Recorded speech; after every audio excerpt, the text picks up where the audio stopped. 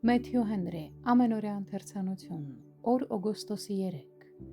Ով Աստված, ողորմիր ինձ, որովհետև մարդն ուզում է կուլ տալ ինձ, ամեն օր պատերազմելով նեղում է ինձ։ Թշնամիներս ամեն օր կամենում են կուլ տալ ինձ, որովհետև շատ են իմ դեմ ապստամբությամբ կռիվ անողները։ Սաղմոս 56-րդ գլուխ 1-ից 2 խոսքեր։ Այն ծանր և շարունակական փորձությունները, որոնց միջով անցել են Տիրոջ ժողովրդի շատ անդամներ, պետք է մեզ սովորեցնեն լուռ և համբերատար մնալ նույնիսկ ավելի թեթև խաչերի տակ։ Սակայն մենք հաճախ գայթակղվում ենք, փոքր վշտերի պատճառով դժգոհելու և հուսահատվելու։ Դրա համար մենք պետք է ինքներս մեզ զսպենք։ Դավիթը իր նեղության և վախի մեջ մխիթարում էր իրեն այն մտքով, որ Աստված նկատում է իր բոլոր ցավերն ու բոլոր տրտմությունները։ Աստված իր ժողովրդի արցունքների համար ունի և շիշ, և գիրք, թե այն արցունքների համար, որոնք թափվում են մեղքերի պատճառով, և թե նրանց համար, որոնք գալիս են տառապանքների և նեղությունների պատճառով։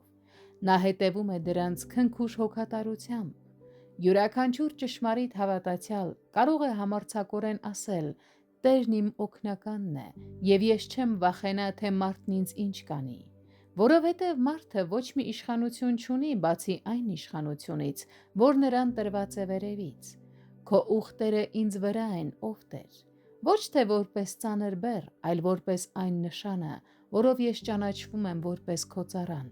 Դրանք նման են սանձի, որը ինձ հետ է պահում այն ամենից, ինչը կարող է վնասակար լինել, և առաջնորդում է ինձ իմ պարտականության ճանապարհով։ Երկրպագության ուխտերը իրավամբ պետք է ուղեկցեն ողորմության համար արված աղոթքներին։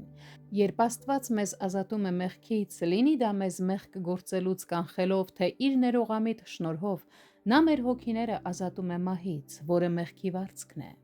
Այնտեղ, որտեղ Տերը սկսել է բարի գործը, նա շարունակելու է և ավարտին է հասցնելու այն։ Դավիթը հույս ուներ, որ Աստված իրեն կպահի նույնիսկ մեղքի արտաքին երևույթից։ Մենք նույնպես պետք է մեր բոլոր ցանկությունների և ազատագրման ակնկալիքների մեջ, թե մեղքից, թե նեղություններից, նպատակ ունենանք, որ կարողանանք ավելի լավ ծառայել Տիրոջը, որպեսզի ծառայենք նրան առանց որևէ վախի։